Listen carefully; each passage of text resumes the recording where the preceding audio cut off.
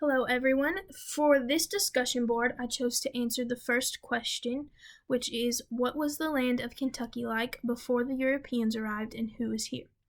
So, first of all, the first page of chapter 1 in the textbook says that the origin of the name Kentucky may have come from the Wyandot people who called the area the Land of Tomorrow, or from a word meaning place of meadows.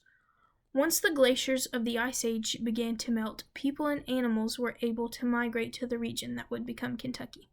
Salt lakes attracted the large mammals to the region, but the marshlands around them were deadly. The textbook says that animals would sometimes be trapped in places that early white settlers called jelly grounds and die. Paleo-Americans, the first people to hunt the region of Kentucky, noticed where all the mammals gathered, and salt licks became their hunting ground. They used cloves points attached to shafts of bone as spears to kill the large animals such as elk and moose. As the climate in the region continued to warm up, the large mammals slowly became extinct or began to migrate north. The Paleo-Americans were left with smaller game to hunt and became less mobile, and they started relying on things like nuts and berries. From this, the archaic culture emerged. One of the things that the people of the archaic era did that's very interesting is they domesticated dogs.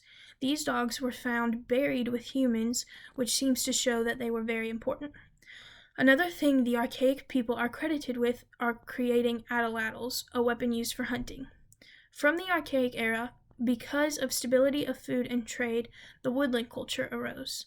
Part of the woodland culture in Kentucky was pottery. They used pottery to store and preserve their food.